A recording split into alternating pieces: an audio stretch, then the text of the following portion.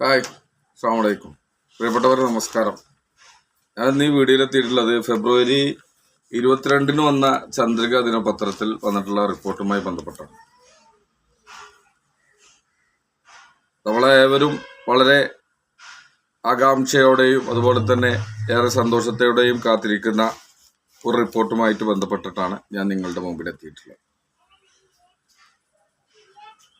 ഇന്നത്തെ വാരാന്ത്യ പതിപ്പിൽ വന്നിട്ടുള്ളത് നന്മയുടെ മഹാസമർപ്പണം എന്ന തലക്കെട്ടിൽ വന്നിട്ടുള്ള ഈ റിപ്പോർട്ടാണ് ഞാൻ നിങ്ങൾക്ക് മുമ്പിൽ എത്തിക്കുന്നത്.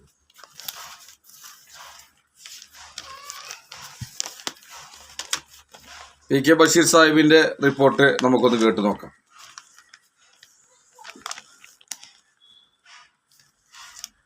ആ ദിനങ്ങൾ ഓർത്തെടുക്കുക എളുപ്പമല്ല. 2024 ജൂൺ 30 അർദ്ധരാത്രി ആയിരുന്നല്ലോ നാടിനെ നടുക്കിയ ആ ഉരുൾ ഭീകരത. അതിരാവിലെ സംഭവം അറിഞ്ഞ ഉടനെ വീട്ടിൽ നിന്നും ഇറങ്ങുകയായിരുന്നു. വാർത്താ ചാനലുകൾ സംപ്രേഷണം ചെയ്യുന്ന ദൃശ്യങ്ങൾ അതിവേദനയുടേതായിരുന്നു. Panakkad Sayyid Sadiqali Shihab Thangal, P K Kunhalikutty Sahib, PMA സലാം സാഹിബ് തുടങ്ങിയ നേതാക്കൾക്കൊപ്പം നിലമ്പൂരിലെ ജനറൽ ആശുപത്രിയിലെത്തിയപ്പോൾ ആംബുലൻസുകളുടെയും വാഹനങ്ങളുടെയും പ്രവാഹം, എല്ലാറ്റിനും ജീവനറ്റവരുടെ കാഴ്ചകൾ, വാവിട്ട് നിലവിൽക്കുന്നവരുടെ നിസ്സഹായത.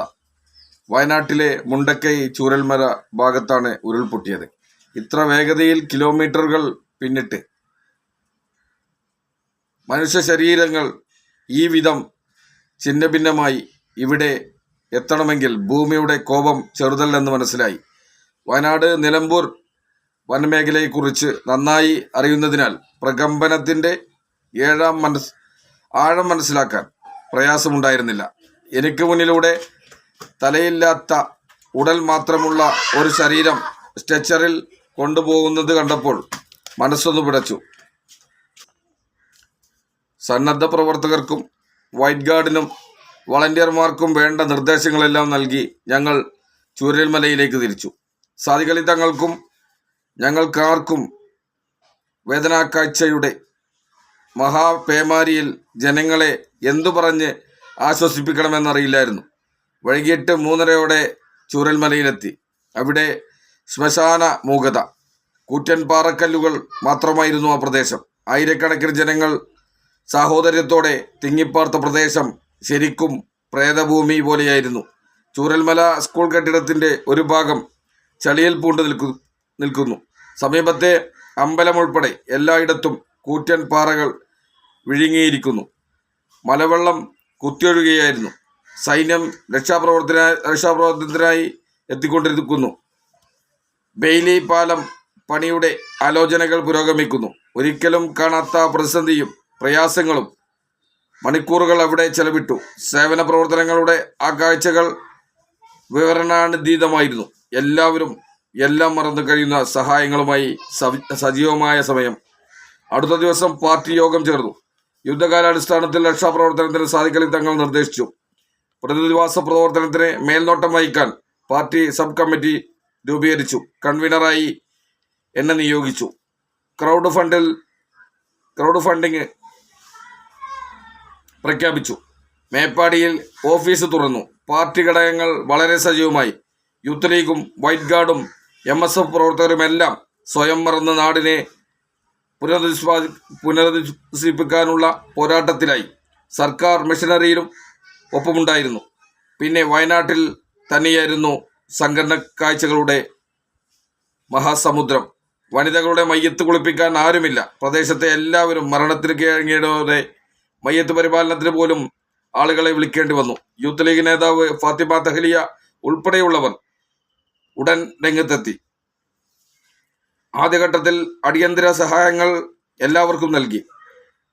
അതിനിടയിൽ വിംസ് ആശുപത്രിയിൽ നിന്നും വിളികൾ. ഒപ്പമുണ്ടായിരുന്ന പലരെയും കാണാതായ ആവലാതികൾ. മയ്യത്തുകൾ ലഭിച്ചിട്ടുണ്ടോ എന്ന വേദനാജനകമായ അന്വേഷണങ്ങൾ. ശരീരഭാഗങ്ങൾ ചിന്നിച്ചിതറിയ അവസ്ഥയിലാണ് ലഭിച്ചുകൊണ്ടിരുന്നത്. കൂടുതൽ ദിവസങ്ങൾ അവ സൂക്ഷിക്കുമായിരുന്നില്ല. കൂടുതൽ ദിവസങ്ങൾ അവ സൂക്ഷിക്കാനുമായില്ല. ഒറീസയിൽ നിന്നുള്ള ഡോക്ടർ സംഘം ദുരന്ത സമയം അവിടെ ഉണ്ടായിരുന്നു.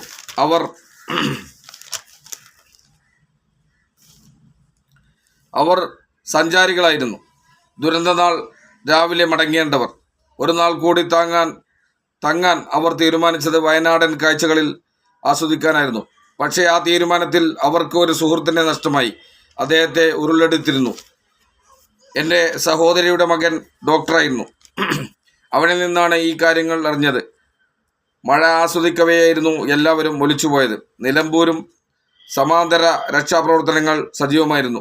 മലപ്പുറം ജില്ലാ മുസ്ലിം ലീഗും KMCCകളും CH സെൻ്ററും പൂക്കോയത്തങ്ങൾ ഹോസ്പീസും നമ്മുടെ ആംബുലൻസ് സർവീസും മറ്റു കാരുണ്യ സംഘടനകളും സർക്കാർ സംവിധാനങ്ങളുമായുമെല്ലാമായി മനുഷ്യരെന്ന നിലയിൽ നൽകാവുന്ന ഏറ്റവും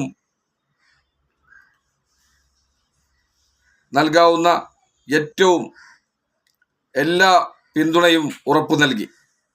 സാദിഖ് അലി ശിഹാബ് തങ്ങളും PK കുഞ്ഞാലിക്കുട്ടിയും ET Muhammad Basheer സാഹിബും PMA സലാമും Munavar Ali തങ്ങൾ ഉൾപ്പെടെയുള്ള നേതാക്കളെല്ലാം നിരന്തരം പുനരധിവാസ പ്രവർത്തനങ്ങളിൽ ആവശ്യമായ ഉപദേശ നിർദ്ദേശങ്ങൾ നൽകുന്നുണ്ടായിരുന്നു.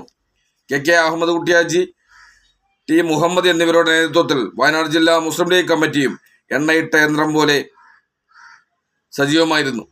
ഉപസമിതിയിലെ അംഗങ്ങളായ C മമ്മൂട്ടിയും PK ഫിറോസും TPM ജിഷാനും P ഇസ്മായിലും PMA സമീറുമെല്ലാം കാര്യങ്ങൾ കോർഡിനേറ്റ് ചെയ്യുന്നുണ്ടായിരുന്നു.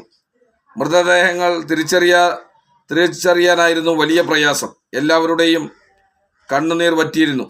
പ്രിയപ്പെട്ട എൻ്റെ പിതാവ് സീതി ഹാജിക്കൊപ്പം കൂപ്പുകളിൽ പോയിട്ടുള്ളതിനാൽ ചെറിയ ഉരുൾപൊട്ടലുകൾ മുമ്പ് കണ്ടിട്ടുണ്ട്. കവളപ്പാറയിലെ ദുരന്തവും കണ്ടിരുന്നു. പക്ഷേ ഇത് ഭയാനകരമായ കാഴ്ചയായിരുന്നു. മോതിരവും വാച്ചും മാലയുൾപ്പെടെയെല്ലാം നോക്കി മൃതദേഹങ്ങളെ തിരിച്ചറിയാൻ നിറകണ്ണുമായി നിൽക്കുന്നവരെ എന്തു പറഞ്ഞ് ആശ്വസിപ്പിക്കും? ആകെ മരവിച്ച് നിൽക്കുന്ന അവസ്ഥ. മയ്യത്ത് അടക്കം ചെയ്യാൻ സ്ഥലമില്ലാതിരുന്നത് വലിയ പ്രയാസമായി. 3 ശരീരങ്ങൾ അടിയന്തരമായി സംസ്കരിക്കേണ്ടിയിരുന്നു. ഉദ്യോഗസ്ഥർ പടിഞ്ഞാറേത്തറ, ബത്തേരി തുടങ്ങിയ സ്ഥലങ്ങളിൽ മൃതദേഹം അടക്കം ചെയ്യാമെന്ന നിർദ്ദേശം മുന്നോട്ട് വെച്ചപ്പോൾ ബന്ധുക്കൾ അംഗീകരിച്ചില്ല. അത്രയും ദൂരം അവർക്ക് പ്രയാസമായിരുന്നു. ഉടൻ ഞാൻ മുഖ്യമന്ത്രിയെ വിളിച്ച് പെട്ടെന്ന് സംസ്കരിക്കേണ്ട മൃതദേഹങ്ങളുടെ കാര്യത്തിൽ മറ്റ് വഴികളില്ലായിരുന്നു. മൃതദേഹങ്ങൾ സംസ്കരിക്കാനുള്ള സ്ഥലത്തിനായി ടി മുഹമ്മദിന്റെ നേതൃത്വത്തിൽ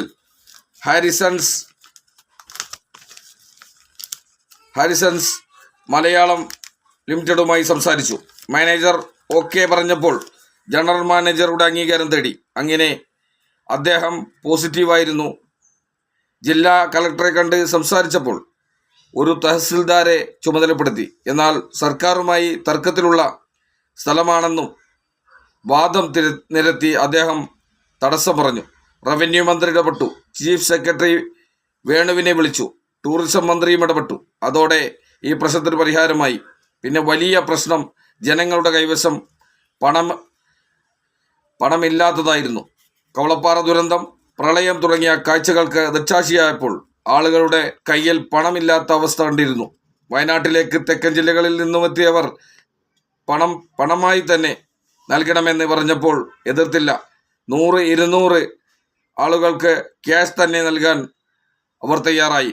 ക്യാഷായി തന്നെ നൽകണമോ എന്ന് സംശയം ഉന്നയിച്ചപ്പോൾ അനുഭവത്തിൽ നിന്നും അവർ പറഞ്ഞത് അവരുടെ സ്ഥലങ്ങളിൽ പ്രളയക്കെടുതി ഉണ്ടായപ്പോൾ സാധനങ്ങൾ പലതും സംഭാവന ചെയ്തു. പക്ഷേ ഒരു ചായ കുടിക്കാനുള്ള പണം ആരുടെയും കൈവശമുണ്ടായിരുന്നില്ല. പണത്തിൻ്റെ പ്രയാസം അന്നാണ് മനസ്സിലായതെന്ന് പറഞ്ഞിരുന്നു. വിവിധ മഹല്ല് കമ്മിറ്റികൾ പണം കൊണ്ടുവന്നത് ചെക്ക് കൊടുത്താൽ പ്രശ്നമാണ്. ബാങ്കിൽ പണം നൽകണം. ബാലൻസ് ഇല്ലെങ്കിൽ അത് നഷ്ടമാവും. ഗൗരവമുള്ള ഈ വിഷയം പാർട്ടിയുടെ ശ്രദ്ധയിൽപ്പെടുത്തിയപ്പോൾ ദുരന്തബാധിതർക്ക് 15,000 രൂപ ക്യാഷായി നൽകാൻ ധാരണയായി. സർക്കാർ 10,000 രൂപയാണ് ദുരന്തബാധിതർക്ക് നൽകിയിരുന്നത്. പെട്ടിക്കട കച്ചവടക്കാർ, ഇറച്ചി കച്ചവടക്കാർ, ടൈലർ ഷോപ്പുകൾ ഉൾപ്പെടെ 55 പേർക്ക് 500,000 വീതം പാർട്ടി നൽകി. ഇത്തരത്തിലുള്ള സഹായം മുസ്ലിം ലീഗ് പാർട്ടിയല്ലാതെ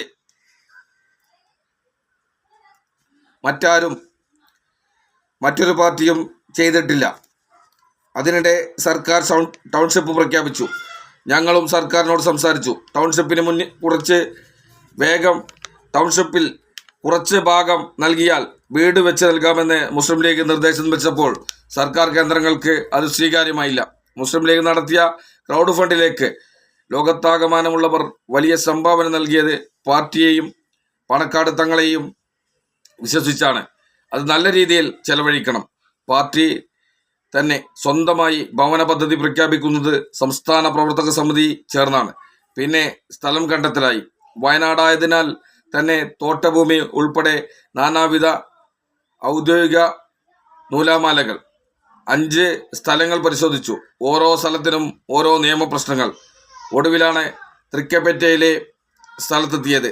കഴിഞ്ഞ മാർച്ച് 1 സാദിഖ് അലി തങ്ങളും കുഞ്ഞാലിക്കുട്ടി സാഹിബും എത്തി ഔദ്യോഗിക തീരുമാനമെടുത്തു. ഏപ്രിലിൽ ശിലാസ്ഥാപനം. മഴക്കാലവും സജീവമായപ്പോൾ പ്രശ്നങ്ങളായി. പക്ഷേ സധൈര്യം മുന്നോട്ട് പോയി. ജൂണിൽ രജിസ്ട്രേഷൻ. സെപ്റ്റംബറിൽ പണി ആരംഭിച്ചു. എല്ലാ തടസ്സങ്ങളെയും അതിജീവിച്ച് സെപ്റ്റംബറിൽ നിന്നും 2026 ഫെബ്രുവരി 28 എത്തുമ്പോൾ 51 ഭവനങ്ങൾ റെഡിയായി. നിർമ്മാണം ഉന്നത നിലവാരത്തിലായിരുന്നു. ഗുണനിലവാരമുള്ള ഉൽപ്പന്നങ്ങളുമായിരുന്നു ഉപയോഗിച്ചത്. 4.5 മാസം കൊണ്ട് 53,000 സ്ക്വയർ ഫീറ്റിൽ 51 ഭവനങ്ങൾ. 3 മുറികൾ, അതിലേക്ക് വേണ്ട അലമാര, കട്ടിൽ, ഡൈനിങ് ടേബിൾ, കസേര എന്നിവയും പാർട്ടി നൽകും. സാദിഖ് അലി തങ്ങൾ നിർദ്ദേശിച്ചത് ഏറ്റവും നല്ല വീടും സംവിധാനങ്ങളുമാണ് നൽകേണ്ടതെന്നാണ്. ആ വാക്കാണ് ഞങ്ങൾ പാലിച്ചിരിക്കുന്നത്. ആ ചാരിതാർത്ഥ്യമാണ് മനസ്സ് നിറയെ. പാർട്ടി വിശ്വസിച്ച് ഏൽപ്പിച്ച ദൗത്യത്തിൻ്റെ ആദ്യഘട്ടമാണ് പൂർത്തിയാവുന്നത്. അതിനൊപ്പം വിശാലമായ പാർക്ക്, കമ്മ്യൂണിറ്റി ഹാൾ എന്നിവയുമുണ്ട്. 2ാം ഘട്ടം ഇതേ വേഗതയിൽ മെയ് മാസത്തിൽ പൂർത്തിയാക്കി ജൂണോടെ കൈമാറാനാവുമെന്ന് കരുതുന്നത്. വാക്കിലും നിലപാടിലും മുസ്ലിം ലീഗ് മായം ചേർക്കാറില്ല. വലിയ ദൗത്യം ആദ്യഘട്ടം പൂർത്തിയാകുമ്പോൾ നിരവധി പേരോട് നന്ദി പറയാനുണ്ട്. ക്രൗഡ് ഫണ്ടിൽ സാദിഖ് അലി തങ്ങൾ പ്രഖ്യാപിച്ചപ്പോൾ എല്ലാം മറന്ന് പിന്തുണച്ചവർ അസംഖ്യം. പാർട്ടി പ്രവർത്തകർ, സാമൂഹിക, രാഷ്ട്രീയ, സാംസ്കാരിക നേതാക്കൾ, ചന്ദ്രിക ഉൾപ്പെടെയുള്ള മാധ്യമലോകം, ജീവകാരുണ്യ പ്രവർത്തകർ, വ്യവസായികൾ, സംരംഭകർ തുടങ്ങി എല്ലാവർക്കും നന്ദി. വീട് നിർമ്മാണത്തിന് നേതൃത്വം നൽകിയ architect Tony Joseph, Nirman construction Manjeri, site work, levelling തുടങ്ങിയ അനുബന്ധ ജോലികൾ സമയബന്ധിതമായി പൂർത്തിയാക്കിയ മലബാർ ടെക് എന്നിവരോടുള്ള നന്ദി വാക്കുകൾക്കതീതമാണ്. Nirman constructions managing director Muhammad Ali, Malabar ടെക്കിനെ നയിക്കുന്ന അക്ബർ, റഫീഖ് എന്നിവരുടെ സേവനങ്ങൾ നിസ്തുലമായിരുന്നു. എല്ലാ കാര്യങ്ങളിലും കരുത്തായി പണക്കാട് സാദിഖ് അലി ശിഹാബ് തങ്ങൾ, PK കുഞ്ഞാലിക്കുട്ടി, PMA സലാം, മുസ്ലിം ലീഗിലെ മറ്റ് സമുന്നത നേതാക്കൾ എന്നിവരോടുള്ള കടപ്പാട് ചെറുതല്ല. 1 വർഷ കാലയളവിൽ എത്ര തവണ വയനാട് ചുരം കയറിയെന്ന് എനിക്ക് തന്നെ അറിയില്ല. കഴിഞ്ഞ ദിവസം റബിമുഖത്തിൽ ചന്ദ്രിക പത്രാധിപർ കമാൽ വരദൂർ ആ ചോദ്യം ചോദിച്ചപ്പോഴാണ് ഡയറിയുടെ പേജുകൾ മറിച്ചത്. 100-ലധികം തവണ വയനാട്ടിലെത്തിയിരുന്നു. ചില വേളകളിൽ നിയമസഭ കഴിഞ്ഞ് തിരുവനന്തപുരത്ത് നിന്ന് എത്തിയതും വയനാട്ടിലേക്ക് പോയിരുന്നു. നിറഞ്ഞ മനസ്സോടെ പറയുന്നു, ചൂരൽമല, മുണ്ടക്കൈ ദുരന്തങ്ങൾ ആവർത്തിക്കാതിരിക്കാൻ പ്രകൃതിയെ സ്നേഹിച്ച് സകല ജീവജാലങ്ങളുടെയും സുരക്ഷ ഉറപ്പുവരുത്തുന്ന പരിസ്ഥിതി സ്നേഹ സംസ്കാരം നമുക്ക് വളർത്താം. അടുത്തതായി ടോണി മാജിക് എന്നൊരു ചെറിയൊരു കോളമുണ്ട്, അതുകൂടി നിങ്ങളെ കേൾപ്പിക്കാം. അതിസുന്ദര ശില്പചാരുതയിൽ ഈ സ്നേഹഭവനങ്ങൾ കൈമാറുമ്പോൾ അഭിമാനത്തോടെ ഞങ്ങൾ പറയുന്ന പേര് ആർക്കിടെക്ട് ടോണി ജോസഫിൻ്റെതാണ്. കൃത്യമായ സമയപരിധിയിൽ ഉന്നതമായ നിർമ്മാണ രീതികൾ പ്രയോജനപ്പെടുത്തി ഒരു നയാ പൈസ പോലും പ്രതിഫലം വാങ്ങാതെയാണ് ടോണിയും അദ്ദേഹത്തിൻ്റെ സ്ഥാപനമായ സ്ഥപതിയും പ്രവർത്തിച്ചത്. ഒരു ഫോട്ടോസ്റ്റാറ്റ് പകർപ്പിൻ്റെ പണം പോലും ഈടാക്കാതെ ഗുണനിലവാരത്തിൽ ഒട്ടും സമരപ്പെടാതെ ഉള്ള നിർമ്മാണം, ആധുനിക ഭവന നിർമ്മാണ സാങ്കേതികതയെ പൂർണ്ണമായും ഉപയോഗപ്പെടുത്തിയ ടോണിയുടെ സേവനത്തിന് 100-ൽ 100 മാർക്ക്.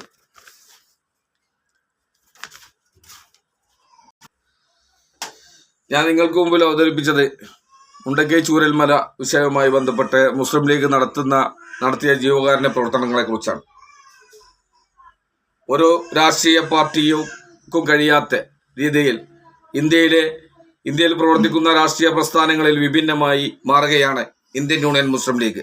ജീവകാരുണ്യ പ്രവർത്തന രംഗത്ത് അതിൻ്റെതായ വ്യക്തിമുദ്ര പതിപ്പിച്ചുകൊണ്ട് ഈ പ്രസ്ഥാനം മുന്നോട്ട് പോകുമ്പോൾ ഓരോ ജീവകാരുണ്യ പ്രവർത്തനങ്ങളും വിസ്മയമാക്കിക്കൊണ്ടാണ് മുസ്ലിം ലീഗ് മുന്നോട്ട് പോകുന്നത്. ഈ മുണ്ടക്കൈ ചൂരൽമലയുമായി ബന്ധപ്പെട്ട് ജീവകാരുണ്യ പ്രവർത്തനത്തിന് പ്രിയപ്പെട്ട പാണക്കാട് തങ്ങൾ അത് നിർദ്ദേശം നൽകിയപ്പോൾ കൃത്യമായി കോടിക്കണക്കിന് രൂപ തന്ന് സഹകരിച്ചവർ വിവിധ തുറകളിലുമുള്ള ആളുകളാണെന്ന് ബഹുമാനനായ പ്രിയങ്കരനായ മുസ്ലിം ലീഗിൻ്റെ MLA PK ബഷീർ സാഹിബ്, ഈ പദ്ധതിയുടെ കൺവീനർ, അദ്ദേഹം കൃത്യമായി ഈ ഒരു ഇന്നത്തെ ചന്ദ്രിക വാരാന്ത്യ പതിപ്പിൽ കൃത്യമായി പ്രതിപാദിക്കുന്നുണ്ട്. ഇതുമായി ബന്ധപ്പെട്ട് നേരിട്ടുള്ള അനുഭവം, മുണ്ടക്കൈ ചൂരൽമല അതിദാരുണ സംഭവം നടന്ന് ഏതാനും ദിവസങ്ങൾ കഴിഞ്ഞ് അവിടെ മേപ്പാടിയിലെ ജുമാ മസ്ജിദ് നമുക്ക് എത്താൻ സാധിച്ചു, പ്രിയപ്പെട്ട സഹപ്രവർത്തകരോടൊപ്പം. അത് നിറകണ്ണുകളോടെയാണ് നമുക്ക് അവിടെ എത്താൻ കഴിഞ്ഞത്. അവിടെ നമ്മൾ ചെന്നപ്പോൾ മേപ്പാടിയിലെ ജുമാ മസ്ജിദിൽ അവിടെ നിരന്തരമായി ഓരോ മയ്യത്തുകൾ അവിടെ പരിപാലിക്കാനുള്ള മേപ്പാടി ജുമാ മസ്ജിദ്, അവിടെ ജാതി മത ഭേദമന്യേ എല്ലാവർക്കും അവിടെ മയ്യത്ത് പരിപാലനത്തിനുള്ള അവസരം, അതോടൊപ്പം തന്നെ അവിടെ മേപ്പാടിയിലെ ജുമാ മസ്ജിദ് ഖബർസ്ഥാനിൽ അതിന് അവസരമൊരുക്കി. എല്ലാം കൊണ്ടും ജീവകാരുണ്യ പ്രവർത്തനത്തിന് മുന്നിട്ട് നിന്ന മേപ്പാടി ജുമാ മസ്ജിദ് അവിടെ നാനാതുറകളിൽ നിന്നുള്ള മറ്റു ഇതര രാഷ്ട്രീയ പ്രസ്ഥാനങ്ങളിൽ നിന്നുള്ള ജീവകാരുണ്യ പ്രവർത്തനം നടത്തുന്ന മറ്റു സന്നദ്ധ സംഘടനകളിൽ നിന്നുള്ള വളണ്ടിയർമാരടക്കം നേരിൽ കാണാനായി. അവിടെ അതിൻ്റെ മുമ്പിലുള്ള സ്കൂളിൽ, മേപ്പാടിയിലെ ആ സ്കൂളിൽ ആണ് അവിടെ മറ്റ് വിഷയങ്ങൾ, ഡോക്ടേഴ്സും മറ്റ് വിഷയങ്ങളും ഒക്കെ, മോർച്ചറിയുമൊക്കെ അവിടെയായിരുന്നു ഉണ്ടായിരുന്നത്. അവിടെയാണെന്നോ മറ്റുള്ള പ്രവർത്തനങ്ങളൊക്കെ നടത്തിയിരുന്നത്. അതോടൊപ്പം തന്നെ ആ സ്കൂളിൽ തന്നെയായിരുന്നു ജീവകാരുണ്യ പ്രവർത്തനവുമായി ബന്ധപ്പെട്ട് അവിടെ ആളുകൾക്ക് വേണ്ട ഭക്ഷണവും മറ്റ് എല്ലാം ആളുകൾ എത്തിച്ചു നൽകിയിരുന്ന സ്ഥലവും അവിടെയായിരുന്നു. അതൊക്കെ സന്ദർശിക്കാൻ കഴിഞ്ഞു. ഏതായാലും അതിദാരുണമായി സംഭവം കഴിഞ്ഞ് അവിടെയുള്ള ആളുകളുടെ ആ ഒരു വിറങ്ങലിച്ച മുഖവുമായി അവിടുത്തെ അനുഭവങ്ങൾ പങ്കുവെച്ച പല അനുഭവങ്ങളും ഇതുമായി ബന്ധപ്പെട്ട് ഞാൻ മുമ്പേ എൻ്റെ ചാനലിൽ നിങ്ങൾക്ക് മുമ്പിൽ എത്തിച്ചിരുന്നു.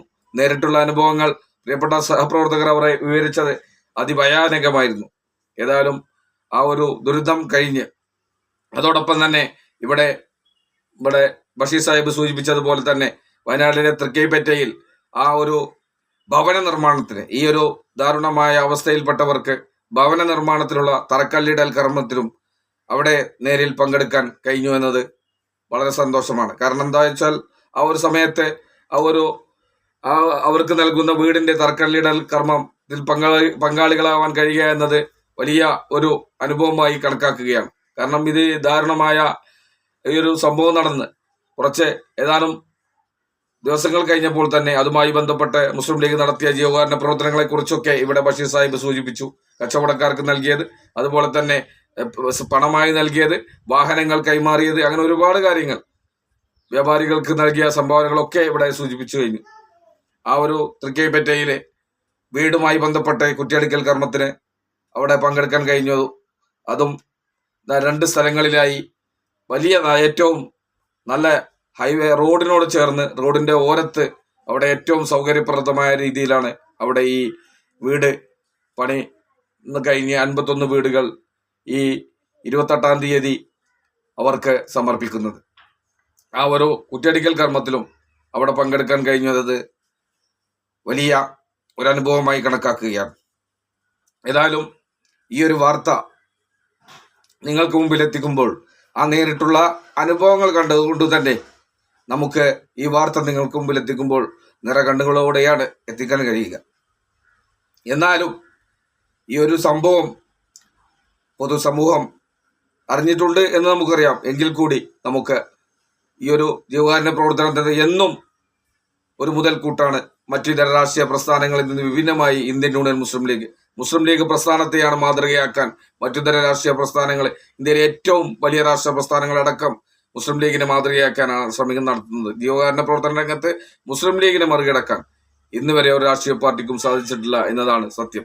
ഏതായാലും ഇതുപോലുള്ള ജീവകാരുണ്യ പ്രവർത്തനം നടത്തുന്ന, സന്നദ്ധ സേവനങ്ങൾക്ക് നേതൃത്വം നൽകുന്ന, അതുപോലെ തന്നെ പൊതുസമൂഹത്തിന് ഉന്നമനത്തിലേക്ക് പ്രവർത്തിക്കുന്ന, രാഷ്ട്രീയപരമായും മറ്റും എല്ലാ നിലയിലും ഒരു സമൂഹത്തിന് മാതൃകയായി പ്രവർത്തിക്കുന്ന ഇന്ത്യൻ യൂണിയൻ മുസ്ലിം ലീഗ് പ്രസ്ഥാനത്തിന്റെ ഒരു എളിയ പ്രവർത്തകനാകാൻ കഴിയുക എന്നത് തന്നെ ജീവിതത്തിൽ വലിയ അനുഭവവും അതുപോലെ തന്നെ ജീവിതത്തിൽ വലിയ സന്തോഷവും നൽകുന്നതാണ്.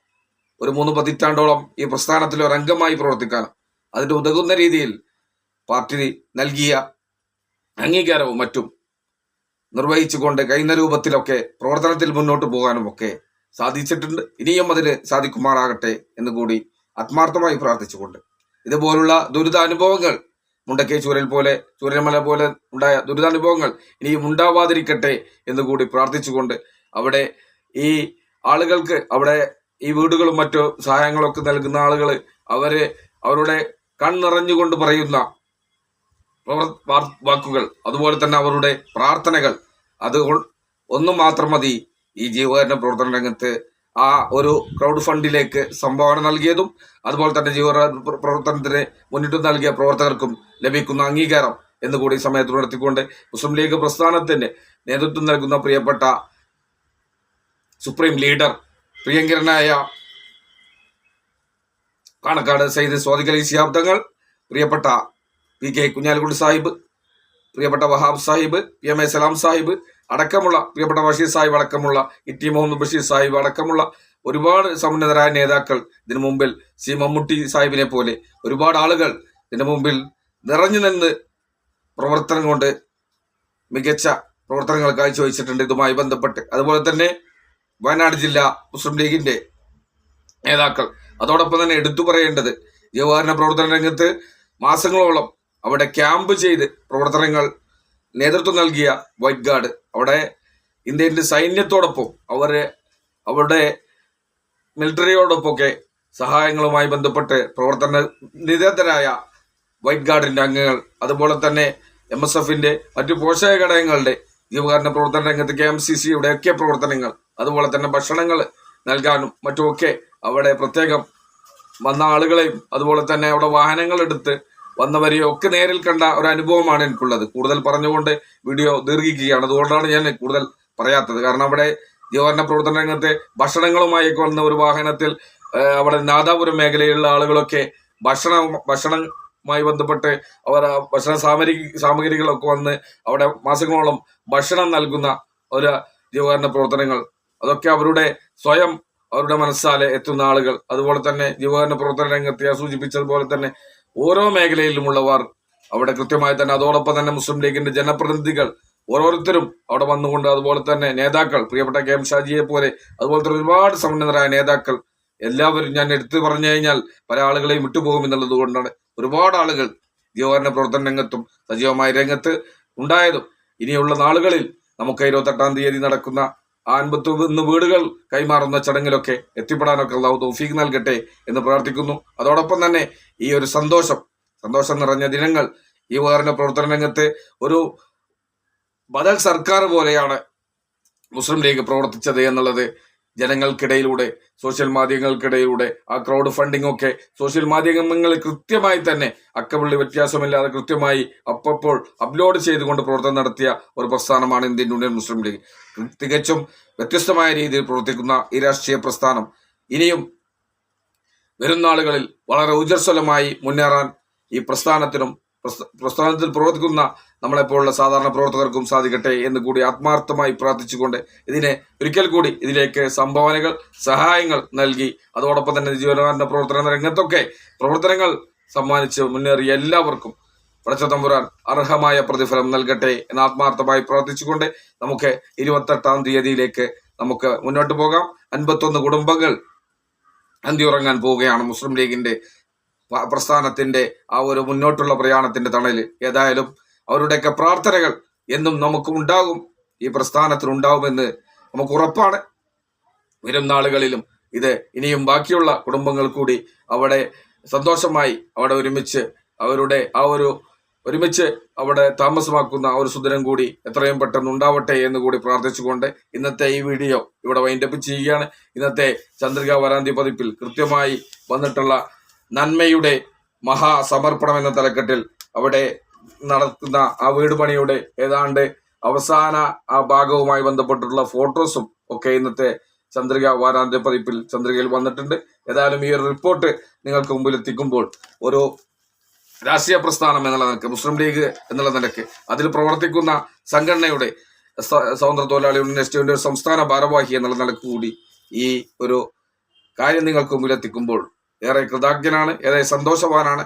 എന്റെ പ്രസ്ഥാനം ഇതുപോലുള്ള ജീവകാരുണ്യ പ്രവർത്തനത്തിന് എന്നും മുൻപന്തിയിലുണ്ട് എന്ന ആത്മാർത്ഥമായും സന്തോഷപരമായും ആത്മാഭിമാനത്തോടെയും പറയുമ്പോൾ ഒരു മുസ്ലിം ലീഗ് പ്രവർത്തകൻ എന്നുള്ള നിലയിൽ സന്തോഷത്തോടെയാണ് നിങ്ങൾക്ക് മുമ്പിൽ ഈ വിവരങ്ങൾ നൽകുന്നത്. ഏതായാലും ഞാൻ എൻ്റെ വീഡിയോ വൈൻഡപ്പ് ചെയ്യുകയാണ്. എല്ലാവർക്കും നന്ദി, നമസ്കാരം. ജീവകാരുണ്യ പ്രവർത്തനങ്ങൾക്ക് മുന്നിട്ട് നൽകിയ സഹകരണങ്ങൾ നൽകിയ എല്ലാവർക്കും ഒരിക്കൽ കൂടി നന്ദി പ്രകാശിപ്പിച്ചുകൊണ്ട് എൻ്റെ വാക്കുകൾ അവസാനിപ്പിക്കുന്നു. അസ്സലാമു അലൈക്കും വറഹ്മത്തുള്ളാഹി തആല വബറകാതുഹു. എല്ലാവർക്കും നന്ദി, നമസ്കാരം.